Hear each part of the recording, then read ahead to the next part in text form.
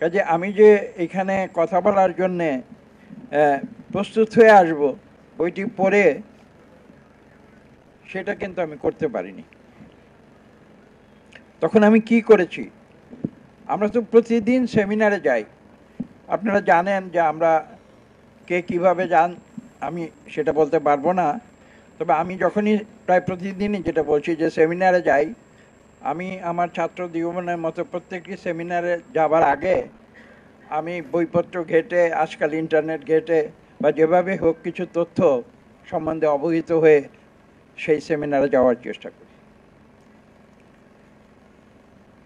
এবং আপনারা জানেন যে আমার যেটা নেচার, যেটা আমি কিন্তু প্রত্যেক সেমিনারে আমি এক্সটেম্পোর কথা বলি, অর্থাৎ পূর্বে আমি প্রস্তুত হয়ে আসি না যে কি বলবো, আমি কিছু লেখাপড়া করে আমি বিষয়টি সম্বন্ধে জানার চেষ্টা করি, তারপরে সেমিনারে যাই, সবার কথা শুনি, তারপরে নিজের পক্ষ থেকে কিছু বলার চেষ্টা করি। আমি এই ভূমিকাটি দিচ্ছি, তার একটি কারণ আছে।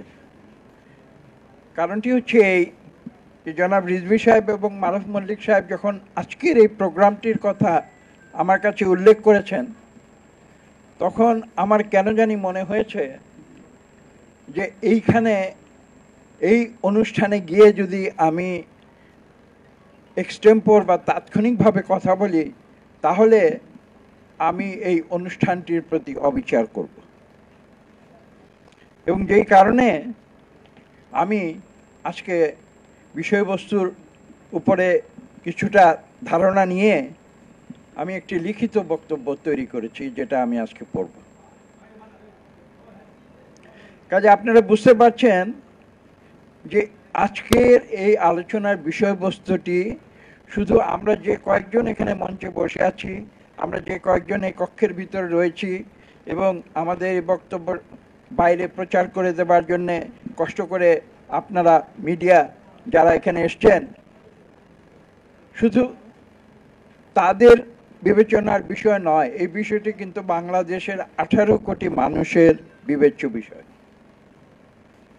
এবং বিষয়টি এত গুরুত্বপূর্ণ এবং এত মৌলিক যে আমরা এ সম্বন্ধে যদি আমাদের বাংলাদেশের মানুষের সঠিক উপলব্ধি না থাকে, তাহলে কিন্তু আমরা হয়তো জাতি হিসেবে নিজেরা বিস্মৃত হয়ে যেতে পারি। এই সব কিছু বিবেচনায় নিয়ে আমি আজকে আপনাদের সামনে কয়েকটি কথা বলবো। মানব সভ্যতার উষালগ্ন থেকে শুরু করে আধুনিক যুগ পর্যন্ত এই যে অশেষ একটি যাত্রাপথ,